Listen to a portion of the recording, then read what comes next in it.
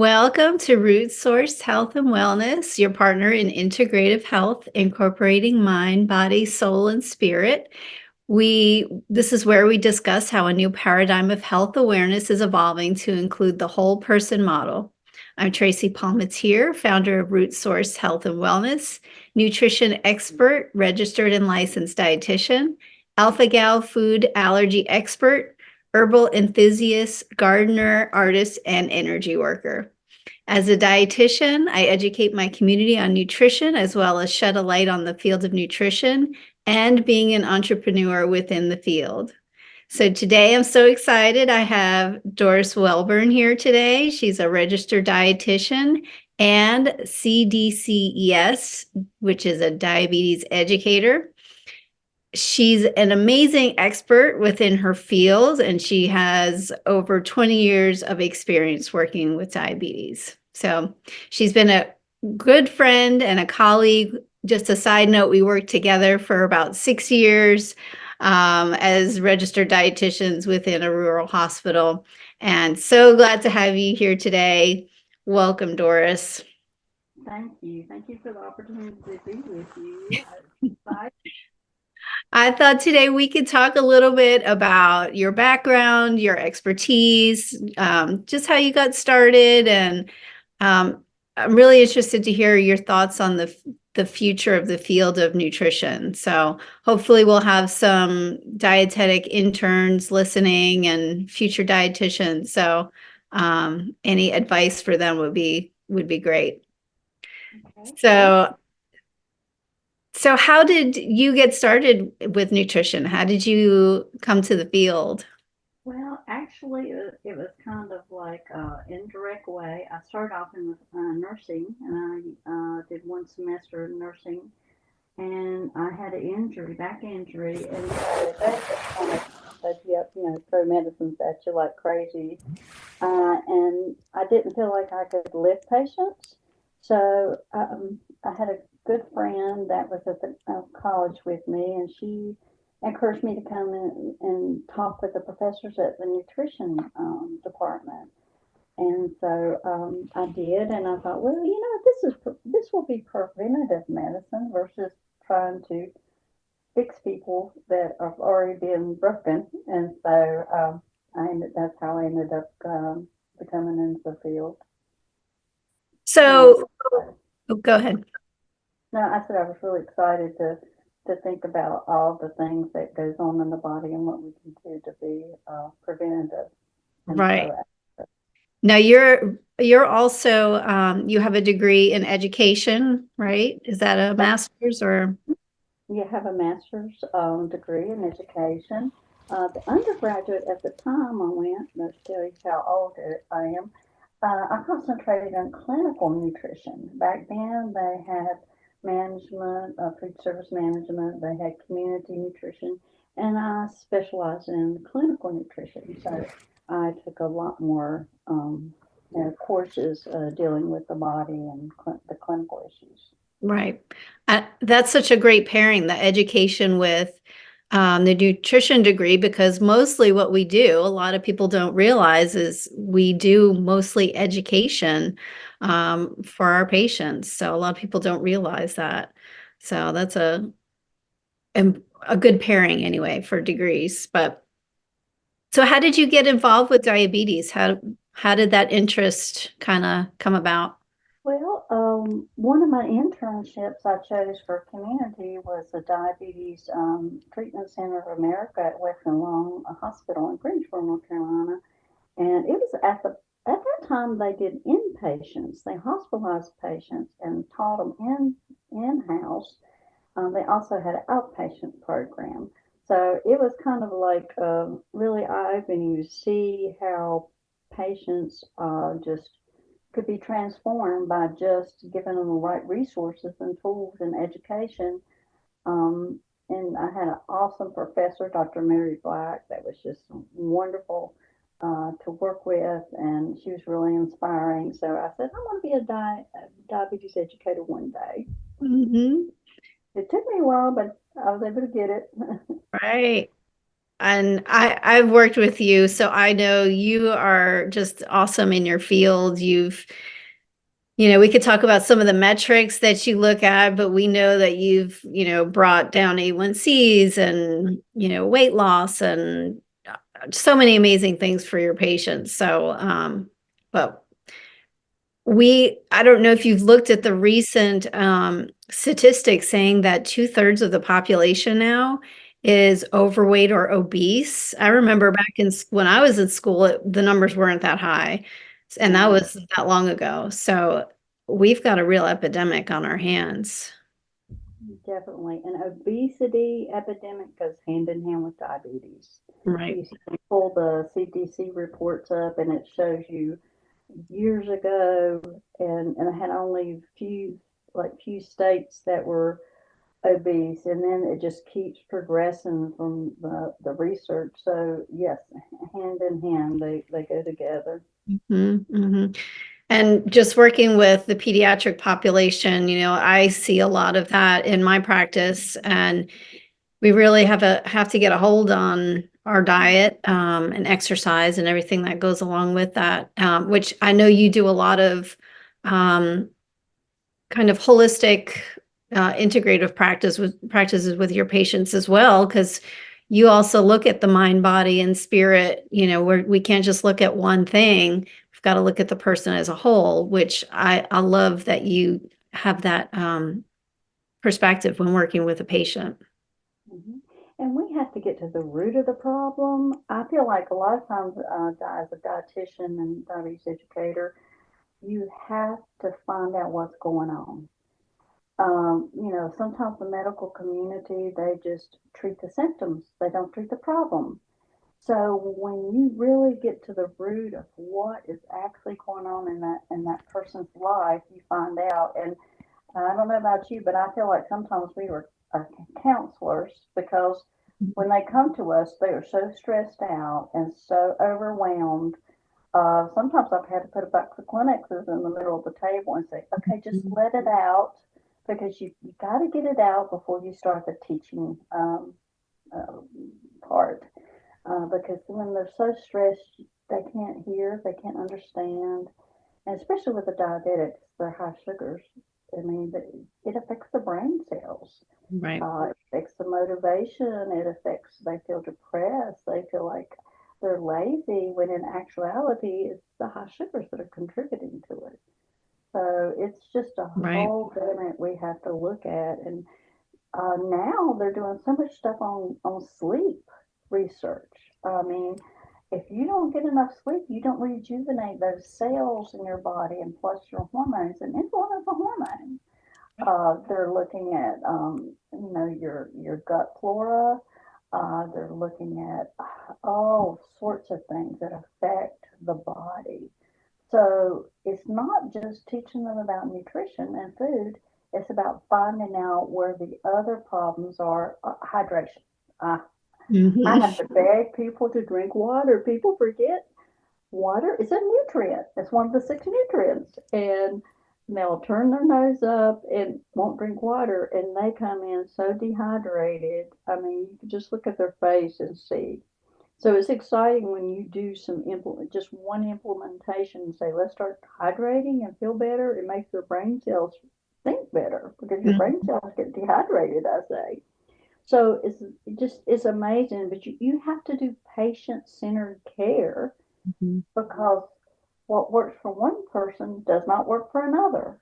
Right. And so that's the exciting part of it is you get to break down barriers and say, how can we make you successful? How can we um, bring just a little bit of change, a little bit of things that will help you? And yes, the holistic approach is so important.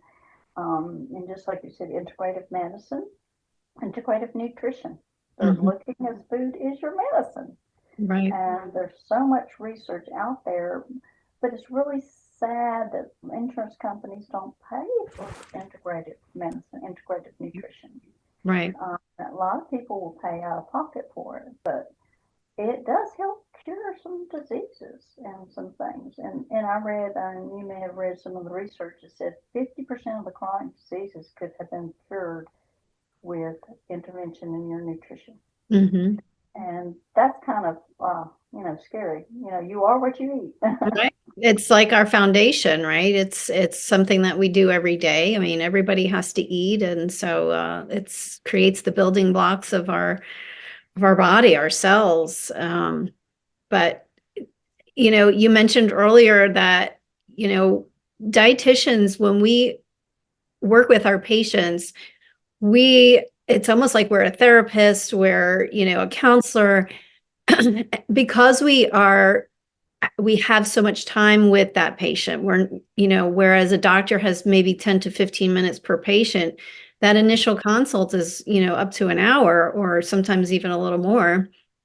And you really get to know these people. You get to know their home life, their, what's going on that stresses them out, and, why they can't get out and exercise, and where they live. And so we really get to know the details of the people's lives. And you get to know them on a personal level, and you get to really do that investigation and figure out what's going on, why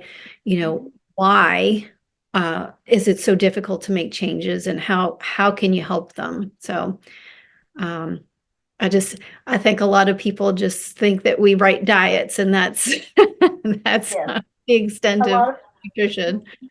a lot of people think you just serve food. Sure. I'm like, no, no.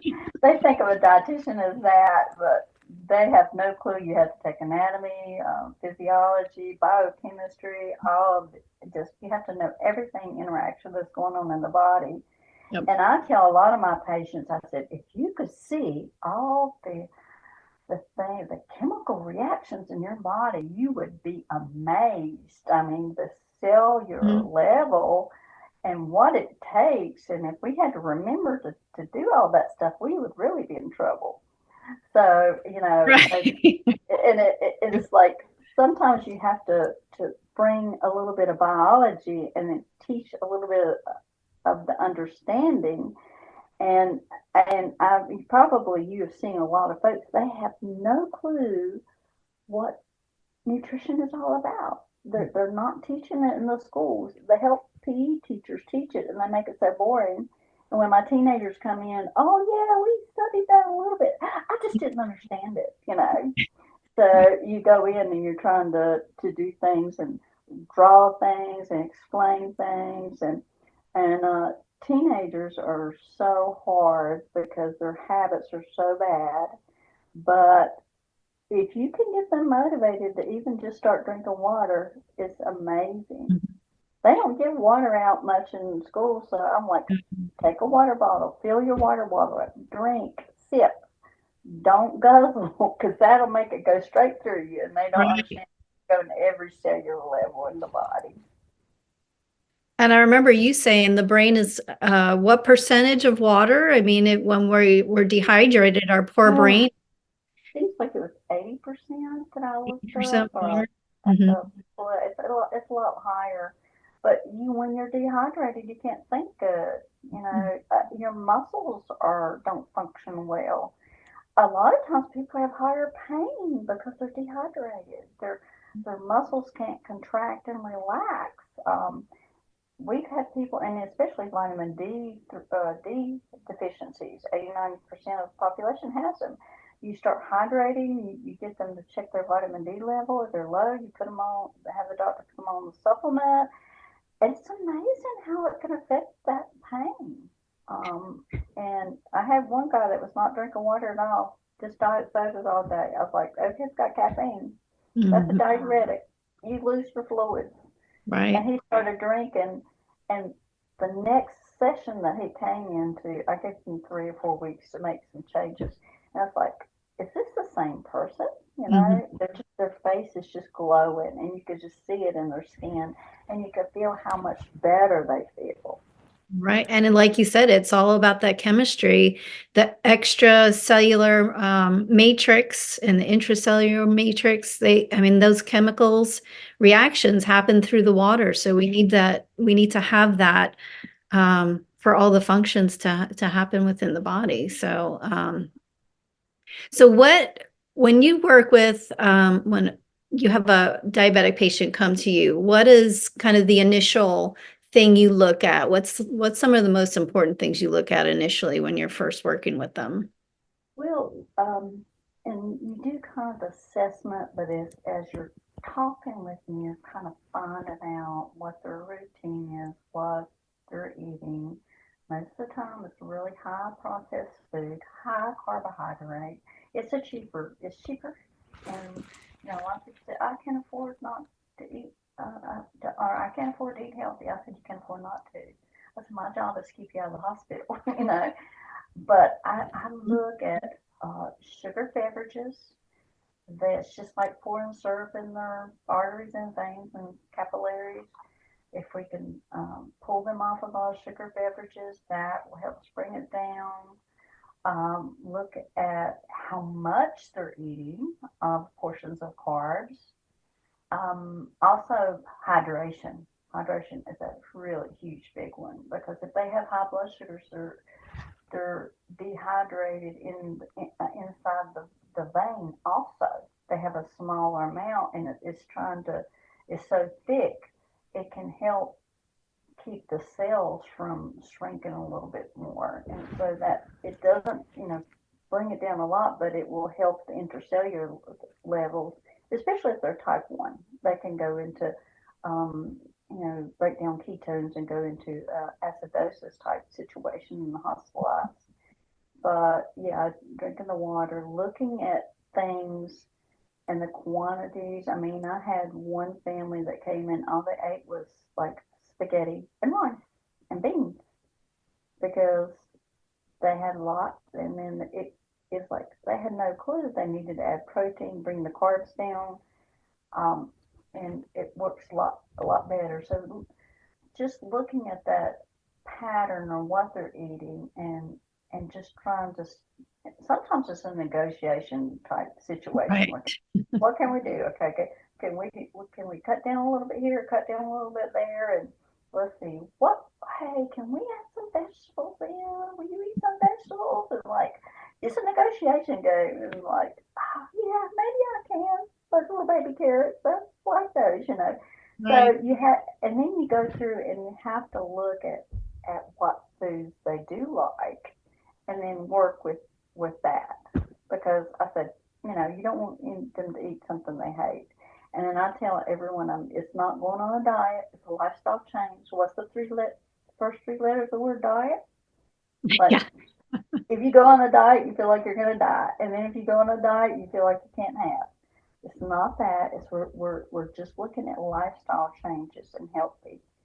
And I want them to know 80% of the time I'm gonna try to stay on target. It's not all or none. And if they can have some sweets, they can have certain things, but not the whole cake. Kind of giving them that thought process about not overdoing it. Right. Right. And that could be so challenging for people, especially like you said, if they're just so used to sweets and carbs and, maybe they do have some of that nerve damage. Um, so yeah, one of my questions was what is the most challenging thing, but I think you named a lot of them because it's like you said, that compromise, just trying to see what works for each individual. So it could vary. And sometimes the sweet tea is really hard to negotiate. So I'll go, okay, let's do half and half unsweetened and sweetened. All right, let's taper it down to four sweet and three-fourths unsweetened. And so it's like you got to start where they are. Let's negotiate. Let's bring this down. So it's just a challenge, and you have to kind of use a little bit of humor to help relax those patients because if they're tense and stressed out, they're not going to learn anything. And you got to build that good rapport so that they know you really care and that you want to help them. I always say, hey, I'm your cheerleader, I'm your coach. I'm here to make you successful. If we Mhm. don't make you successful, I have failed. So Right. trying to get them to think in terms of we're doing stuff together, Right. and that seems to be really helpful for them to know somebody's supporting them versus pointing their fingers at them like the doctors will do, because they just don't have time to teach, or they don't even have time to hardly do anything. And so it's just really sad that the medical community has to come, you know, like that. And I've read some of the endocrinology research that 1% of your medical students, I mean, as far as all the education they get, 1% of it is nutrition. And so these Wow. doctors are advising people on nutrition. Don't eat white, anything white. You can't have potatoes. You can't have this. They are educating people, and then they come to me, and it's like, oh, I can't have this, I can't have that, and they're starving just because they're terrified to eat anything. So, and I know they mean well, but we're the experts. But it seems like they listen to everybody else but Right.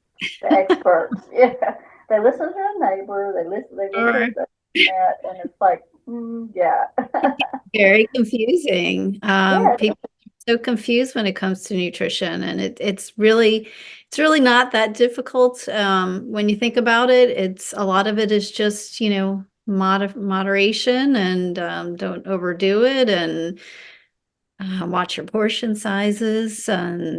But if you had to, so a lot of people I've noticed lately who are conscious about nutrition are talking about eating more protein and less carbs. But I don't know if they really know what's happening in the body when they do that. I know they know that it's better for them, and might help them with weight loss. But from a diabetes perspective, can you just talk a little bit about what's happening in the body when you increase that protein and decrease the carbs? Well, inside your cellular level, when you do the breakdown and metabolize for energy, you have to have some carbohydrates to convert that. It's the primary source of energy in our cells. Our body tries to spare protein as much as possible. All our organs are protein too. So when you eat massive amounts of protein, you're trying to change that fuel source to make it adaptable for a primary fuel source, and it's not. The carbohydrates are the fuel source. So yes, you can lose weight, but if you eat excessive amount of protein and you've got some kidney issues, that strains the kidneys. You have to. You're supposed to drink a lot of water if you do have a lot of protein intake too. The body doesn't need that excess amount of protein, and I would prefer for folks to balance it out. If you're an athlete, yes, you might need a little extra protein, but everybody that goes on these keto diets, I have seen they come in and they can't think. I've had some that are so stressed out. I mean, you can't even get them to listen to you. And I had a couple that was on that, and their blood sugars ran higher because they were trying to pull sugar out of other areas as a fuel source.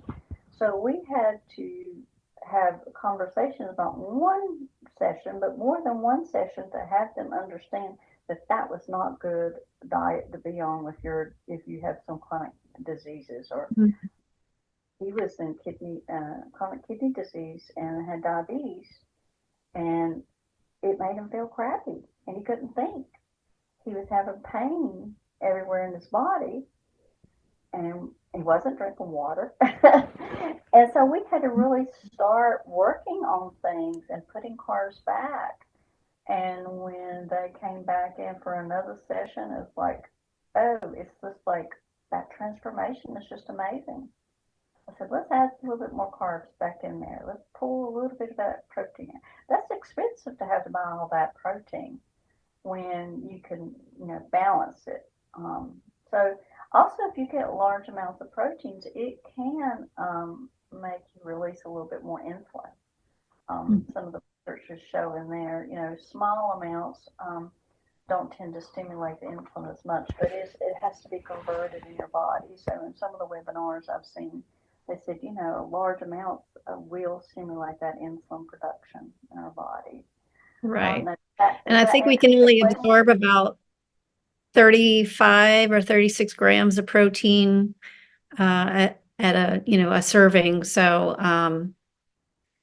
there's no reason to be doing large amounts of, protein shake or, eating massive amounts of protein at one sitting since we can't absorb it. Right.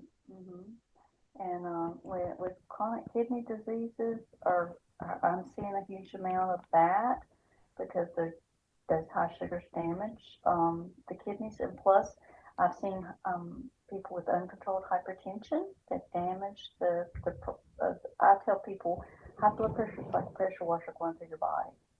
Think about those small capillaries in the kidneys and actually at the back of the eyes. The eyes and the kidneys go hand in hand when you have some complications there. So, and a lot of people do not go to the doctor and have routine checkups for their high blood pressure. So even you don't have to be a diabetic, and you can have destruction of those. And once you lose those, the, the, the kidney function with the tubules recycle things.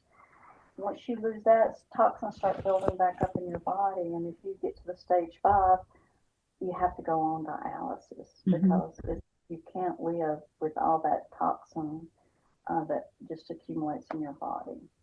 Right. So it's kind of scary. And my brother was a type 1 diabetic, so he had autonomic nerve problems, and he got his blood sugars under control, but it's all the years he wasn't controlled, and so he was 6 years on dialysis. So, and a lot of people have to go 3 times a week and have like 3 or 4 hours having to do that. And I'm keep thinking, we got to prevent this before it happens. And just like Absolutely. amputations, I mean, I'm seeing an increase in that. And people are not controlled with their diabetes. And it just breaks your heart when you see those complications and that we could have prevented those things. And then at that point, the diet is so strict when you're on a dialysis, Oh, not to mention the cost of dialysis and just the time out of your life. And yeah, it's not a great way to live. a lot of times you have to recuperate from the dialysis, and then you get your energy back, and by that time you've got to go again.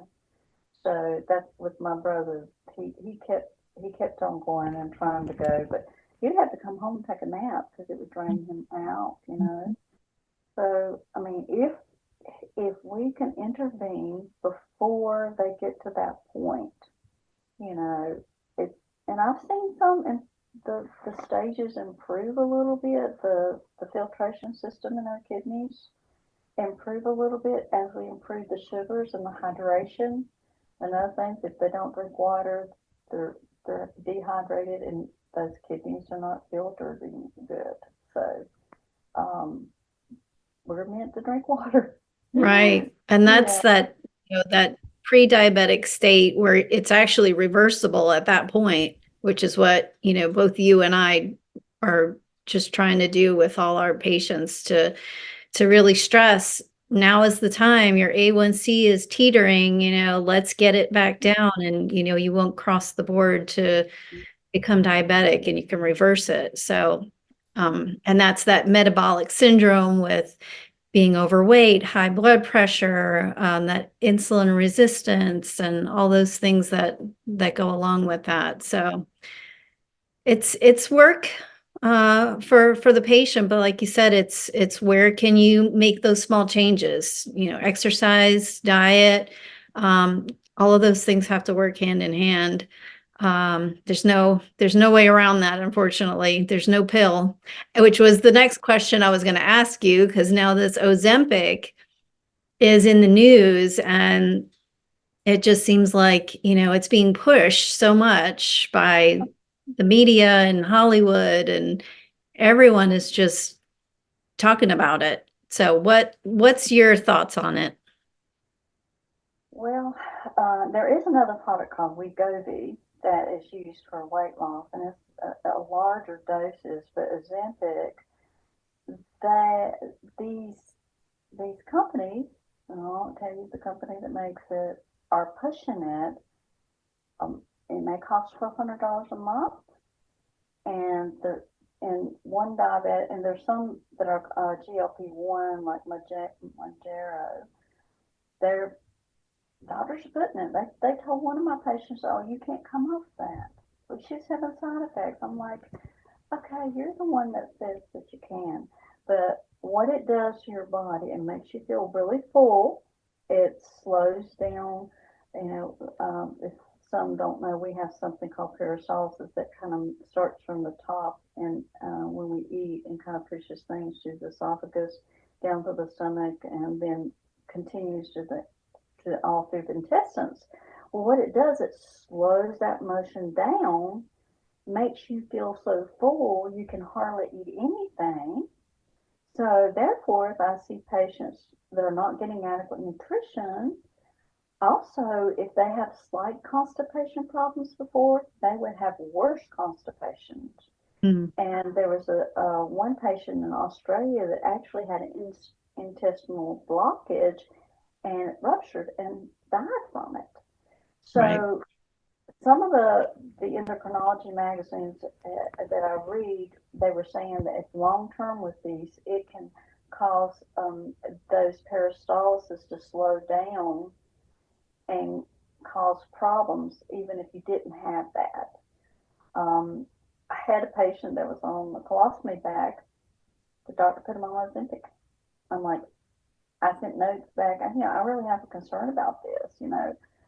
I see chronic constipation from a lot of pain meds, and Hmm. they're prescribed Miralax every day. And I'm like, okay, you're going on this, and this is what happens. And so it it's made people feel horrible sometimes. Some people do fine on it, but once you go off of it, if you start eating back the way you did before, it's meant to say, okay, it's with, changing your eating habits.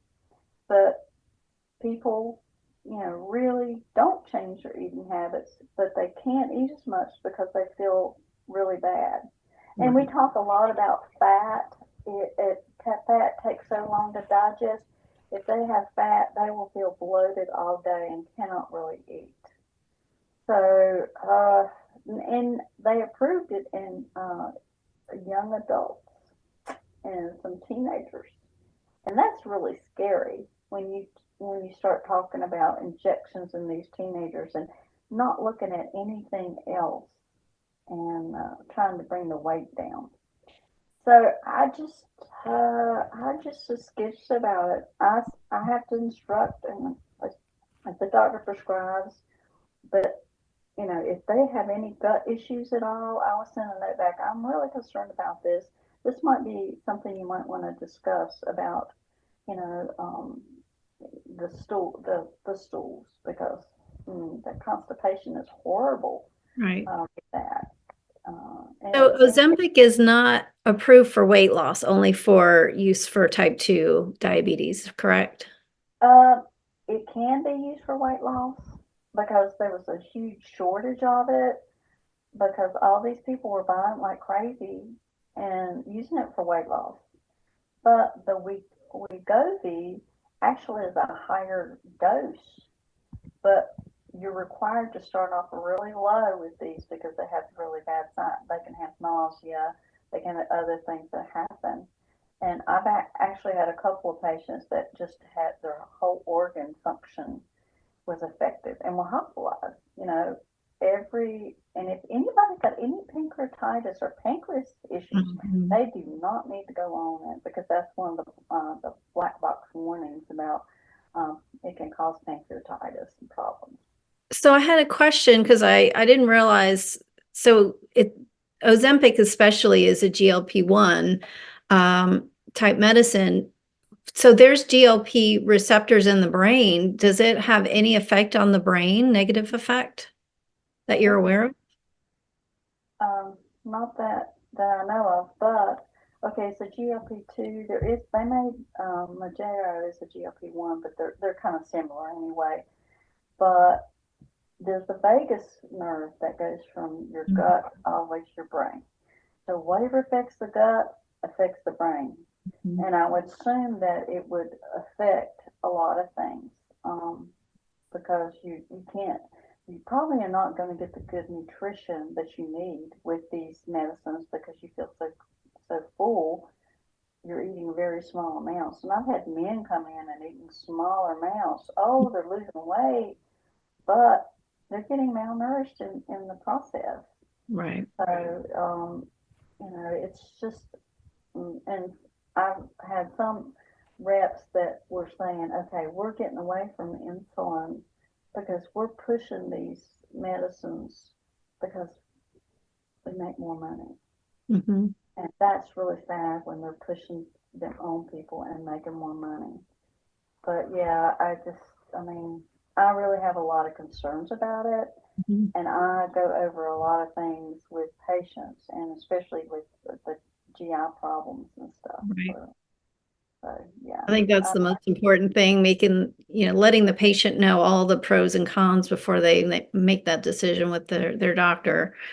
Um, so talking about some positive things in the field of nutrition and diabetes, what are some positive things that might be in the news with diabetes, as far as maybe technology or some other meds or tools that diabetics can use? Anything kind of stick out in your mind?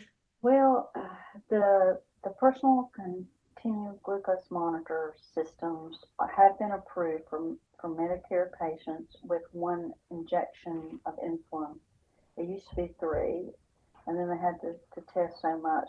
So I am actually able to get more of these Medicare patients that they're given one strip to check blood sugars one time a day. So this is 24/7 monitoring on Libre 3 being straight to your phone. It has been approved for Medicare. A lot of times some Medicare plans go with the two because you have to scan them. Um, and I've used those, and they either you get a reader or they can go straight to your cell phone. So the problem is they're never taught how to read the reports. Mm, So when you activate them, they take 60 minutes. And so I try to go over the reports to show them how each day does. So I had one guy come in that he fell, he broke his ribs, he was always unstable. We looked at his reports, and I was able to go back and look at every day, and every night he was dipping low. He was having hypoglycemic episodes. And I sent a note to his provider, and I said, look, this is what's happening. And he's unstable, unsteady gait, having problems here. They dropped it back. He didn't even need a walker or anything. It was wow. just like he was able to use his muscles. Because when you go low during the night and everything, you rebound during the day and you feel horrible. A low can, take several days to get over. And he came back in, and I'm like, oh my goodness, is this same man? He was running, actually running the whole way versus walking, and stumbling. And it was just something simple that we picked up on. And Mhm. when you read those reports, it helps. Mhm. And you can scan them, and some people will scan them. Like I had one lady that's eating Twinkies for breakfast. She didn't like to cook, eating little Debbie cakes for lunch, and then having chicken pot pie for supper. We could see how high those, blood sugars went because they were pure carbs. But Mhm. it's like, I'm going to do it anyway. Right. I'm like, See that okay. information on her phone because it's real time, right? It'll Yeah. tell you exactly where your blood sugar is and where it's going, if it's going up or down or Hmm. Right. so. I negotiated with her. I said, I'd rather we have a piece of toast and jelly on it than that Twinkie. She actually changed. It took her 3 or 4 months, but she changed, and I was like, yes. Yeah. And so I was like, we just need to bring your blood. And then the thing about it is the timing of medicine. A lot of patients don't know to take some medicines before the meal, and they'll take it at night, and they'll drop and crash. And so you've got to look at everything when they come in and see you, their timing of medicine. Or, oh, that insulin, my blood sugar is a little high. I'm not taking my basal insulin at night and skip it, and then it goes sky high the next day. So, that the continuous glucose monitor system is an advanced technology that's out there, and a lot more people. And I have a really good feeling that they're going to probably be able to offer it to all diabetics in the future. And Mm, they do time and range, so we're shooting for about over 70% of the time between 70 to 180. So they can show you, it shows you how high you're running a percent, and then it shows you how low you're running. So it's really awesome to be able to see how their time and range versus their A1C may be perfect and they're going up, down, and you don't see the fluctuation of right. that. So, Kind of wish so everyone could just test it out just so they can understand how insulin and eating carbs, how that affects your blood sugar. When I tried it out, I was absolutely amazed how exercise, I had a high carb meal and then I did, 30 to 40 minutes of exercise and boom, brought that blood sugar right down. It was totally yeah. fascinating. So, if people could really see that evidence that how fast that insulin gets into the cells, it's just, and Mm-hmm. how essential exercise really is. Yeah, It's just, definitely. it's amazing. Movement, movement will bring it down, and it actually reroutes the entry into the cell because we have like a little, I'll say, a little ring around the cells that allows insulin to open up the sugar gates like a little key, or I'll say it kind of beam me up, Scotty, like Star Wars. And so it actually, if you think about little octopus legs, it comes it comes to the surface of the cell and pulls that sugar in. So it reroutes entry ports. Mm, So it's even better than some of the medicines that you're on. right. So movement is like medicine, just like food is medicine, you Mhm, know. mhm, So there's so many gamuts there. There are a lot of insulin pumps out. There's that are integrated and beaming CGMSs into the different ones. There's a new line of medicine out called SGLT2, and basically the second loop in your kidney is where you have a kidney threshold where you retain your sugars and then you spill out sugars. It lowers it to like 90. They estimate 180. Everybody's different, but it lowers it to 90, so you pee out more sugar. mhm, Well, the problem is when you pee out more sugar, you can get yeast infections and you can get UTIs. mhm, Elderly don't drink well. You can mhm, get dehydrated, and I've had a lot of people that ended up in the hospital with those mhm. medicines because they're not instructed that they need to hydrate really well. Right, right. If I've had guys that I've picked up a couple of them that maybe not been circumcised, and that yeast will accumulate, and they would automatically get yeast infections. So the side effects are not really given to them. They say here, and I had one come in that thought it was a heart medicine. Well, it has some cardiovascular benefits, but it's a diabetic medicine. And he had no clue that's what it was. He was an elderly guy. And I said, yeah, you need to drink your water really good so you don't dehydrate. So that's a new line of medicine out that a lot of doctors are putting them on because they have cardiovascular benefits. But if you're not hydrating, that is not a good thing because it pulls fluids out of your body and makes you pee out more. And you can lose a little bit of weight because you're losing sugar. That means you're losing calories. So Right. some folks have lost weight, a little bit of weight with it. So that's one of the latest categories of medicines that's out. And I know they're constantly researching things now. Stuff comes out all the time. I heard an endocrinologist at a webinar say, I can't even keep up with these medicines. When an endocrinologist says that, and he's a diabetic specialist, it's like, oh, and you have to look them up. They have Right. all kinds of combination medicines, and the patient will come in, okay, I need to look this up and find out and how it Right. acts. So, yeah, yeah. But it's amazing what you can do and how you can transform people.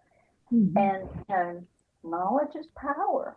Mhm. And if we can educate just basic nutrition on anything, anybody, and they start eating healthier, it's amazing how much better they feel. Absolutely. Yeah. And then gut health is so important now. They're doing so much research on the gut bacteria. The 70% of your immune system starts at the gut. And I was listening to a webinar, and like serotonin is produced in the gut. You got. Mhm. Serotonin makes you feel better. So, we're seeing a lot of more depression in the young adults. Well, they're eating so horrible. They're eating such refined things, that no nutrition, that I feel like it's a gut issue. And that whatever, if somebody has any gut problems, they will automatically get some mental health problems, or not necessarily mental health. If you have mental health, vice versa, the gut is been affected, will be affected. So whatever we put in our gut will affect everything. Mhm.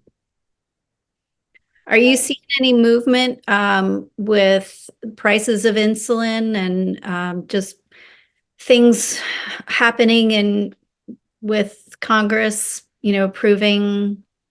well, they did approve a cap for $35 for Medicare patients on insulin.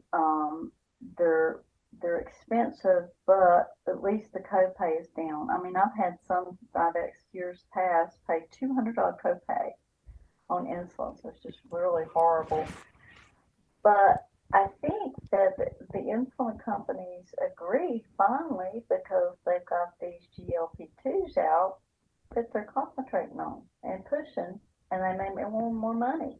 Mm, Johnson County is building a big facility for just Wegovy. wow. But Clayton, North Carolina has a insulin company that's built there, the same company that makes them. So Clayton County, they're building a huge facility just to fill the Wegovy, because they're slapping on all these people that want to lose weight. Hmm. Some do come to me to try to lose weight, um, but you got to look at the big picture, and even they're doing some research on hormones that affect the weight in the body and the health. If you have stress hormones, cortisols, you hang on to weight. You cannot release that weight. So if you're stressed out all the time, that's going to be a factor. Hmm. Um, and the sleep part of it, it's a big factor. People Absolutely. go so fast paced, they don't rest their body and Right. rejuvenate those things. Right. And I love that, I've seen you work with your patients and you have them just do simple things like stretch, just small movements, chair exercises, breathing. So Oh, essential, right? We forget to breathe. mhm. Just these little things that are considered, holistic, but I mean, they're essential to really remind the patients that this is going to affect your health, affect your blood sugar. So I love that you incorporate all those little things that, not a lot of even doctors or other health professionals really touch on, which is so essential.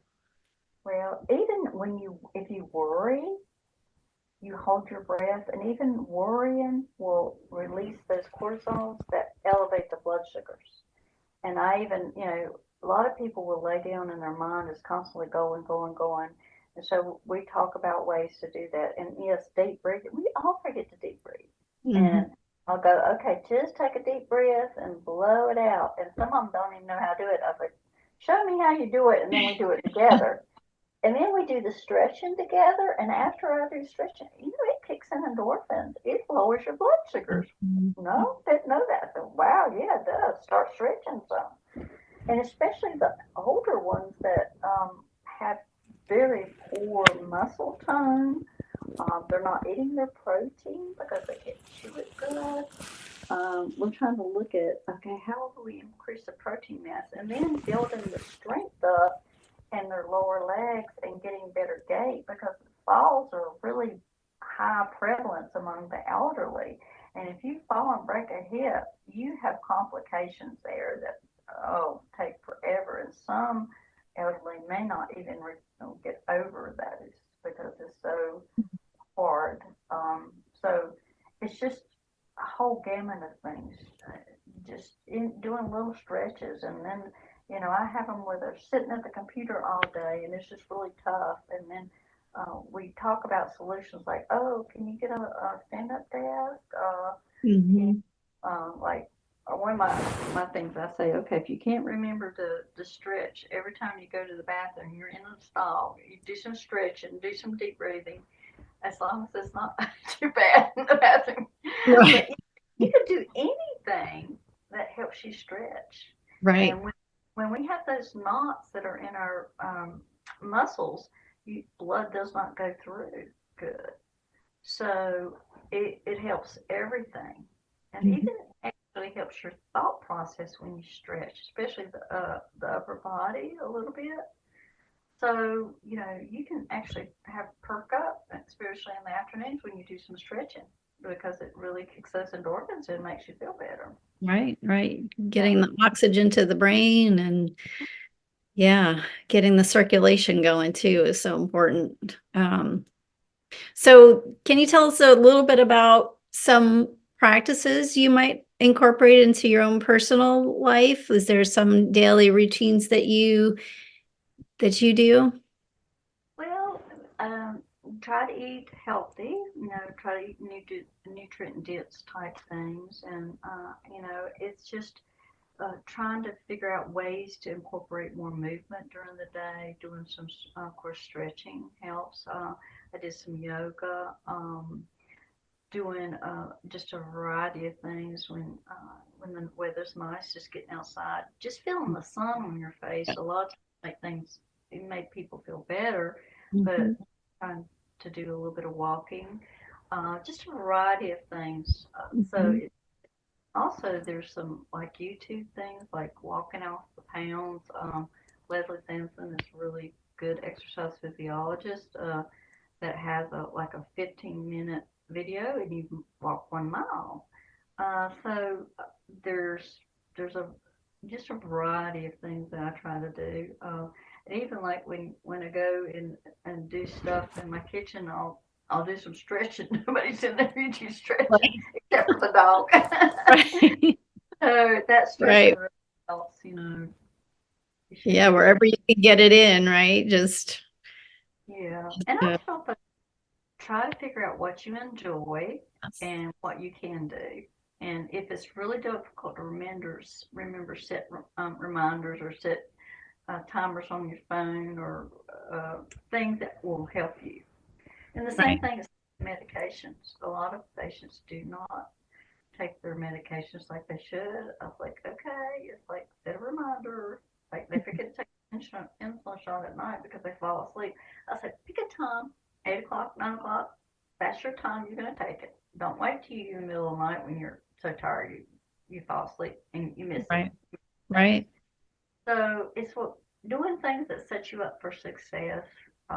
That's the most important thing is what will work for you. Right. And when we have things that don't work out, say, oh, I'm not being as good as I can. It's like not bashing yourself up, saying, okay, I'm just gonna any movement at any time is healthy for us. Mhm. The body was meant to move. Right. If we don't move it, we lose it. Right. my father was very, he didn't have a education because he had to work on the farm, but he was very wise. And he said, you know, you only got one body. You better take care of it because you can't trade it in. And like to use that phrase on folks. You better take care of your health. You know, when we lose it, we can't get it back. You know, Right. so That's we got to right. take care of our bodies. You know. Right. And everyone's so individualized. I know I personally think that's the direction that nutrition is going. So whether that means epigenetics or whatever that looks like, it's going to be very personalized. I feel like looking at the microbiome, and I think that's kind of the route it's heading. What do you think? Do you think it Yes, as well? That's the way it's definitely. And going. we're seeing more and more.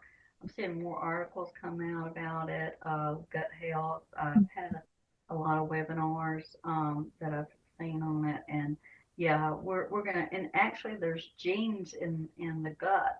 There are more genes. I think I read like 300 different genes in the gut. And so whatever that we do in the gut can affect things. So it's just amazing all of the things they're researching now. And it goes back to, okay, let's eat whole foods. Let's try to get nutrient dense ones. Try to be proactive about things. And if we did more of that, again, we wouldn't have as much chronic diseases as we see in the United States. And especially our Yeah. teenagers. And I think I read an article that says that this age, our younger generation is not going to live as long as our older ones because of all the they're having they're having such poor nutrition. You know, Yes. years ago when we lived on the farm, we had to eat what we grew, Hmm. and now it's McDonald's, it's high fast food, it's junk. Hmm. Uh, they go for the chips. I mean, they go for very low nutritional things, but then they're gaining weight and they're not moving. Right. We, we're eating more now than we've ever ate before because you think about it, we had to go prepare our foods, get our food, and you had chickens that were skinny. You didn't have these high fat produced type animals, and and then you work from sun up to sundown, and Right. then had to can all your stuff from the garden. And when we went to get like a soda from a convenience store, a little bitty one it was so exciting to get a soda because Mhm. all we did was water and milk, um, maybe a little bit of coffee if you got to sneak something. It was a treat. But That's how it yeah, should be. The sweet is a treat. So, um, yeah, it's totally upside down and backwards today. And people are just cooking less. It's just unbelievable that people just aren't cooking.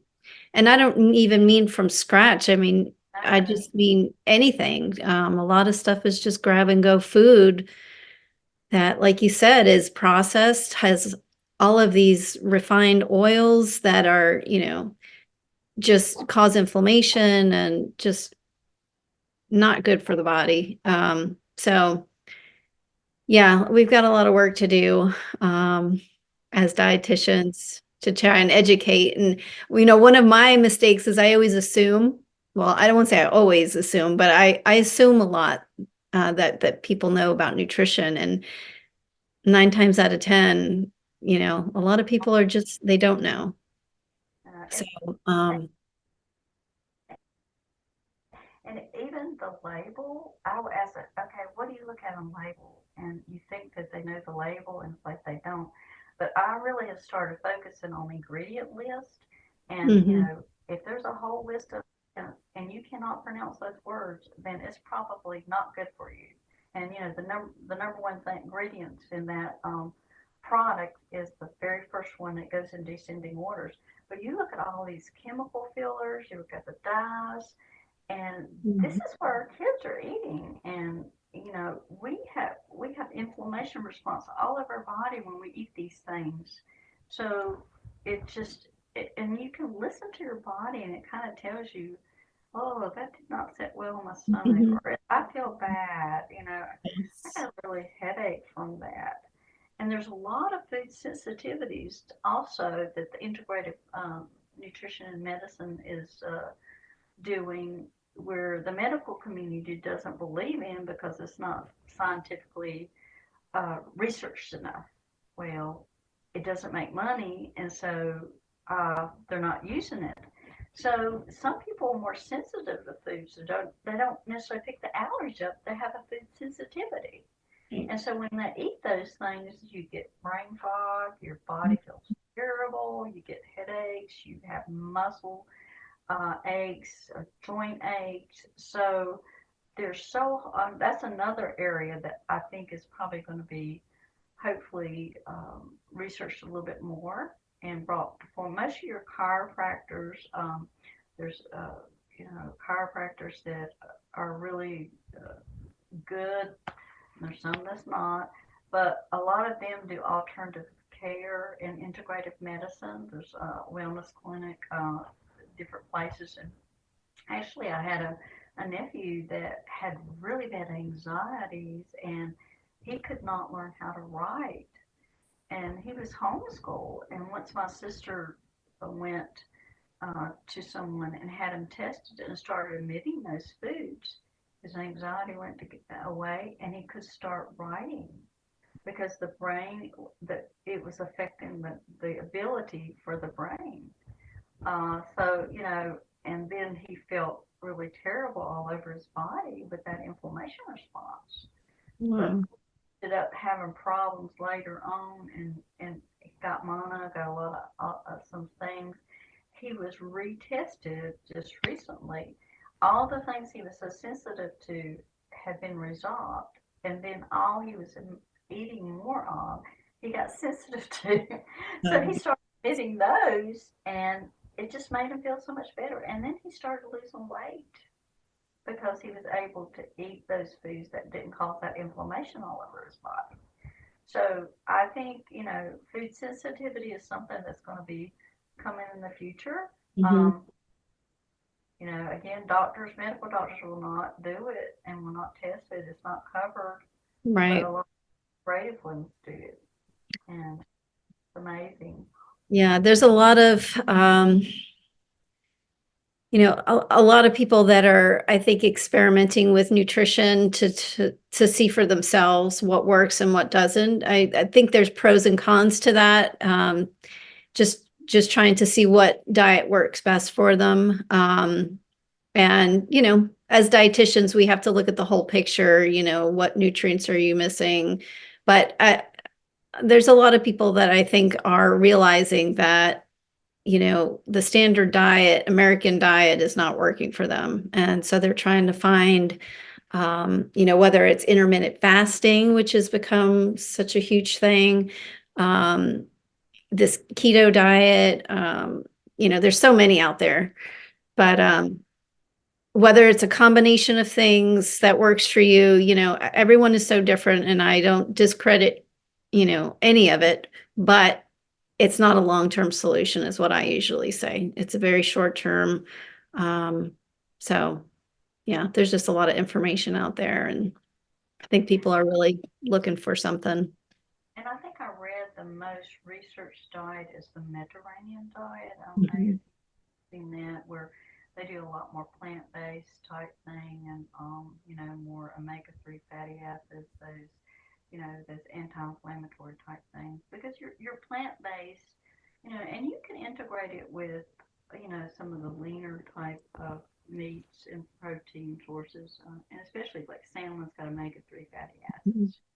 So things that are anti-inflammatory for your body. Um, so sometimes they don't put a lot of research in things for nutrition, but it gets on the internet, and let's do that one, let's do this one, and Right, see if this works.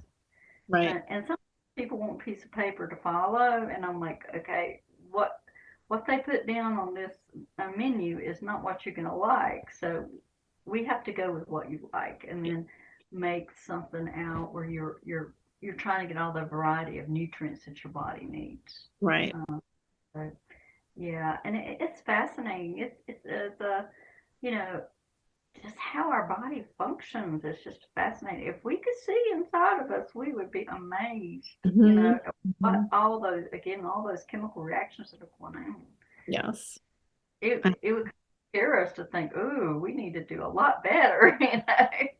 Or those dehydrated cells. I have a picture of a dehydrated cell, and I show to folks, and I show a hydrated cell, and I'm like, look, your cells are looking like this, and it's starting to look like a little prune or a date, and Yeah. we got to get more energy and get them kind of, feeling better because they will think better if they're hydrated. If Right. you're dehydrated, you just feel terrible, and you can go to sleep in a heartbeat, Yes.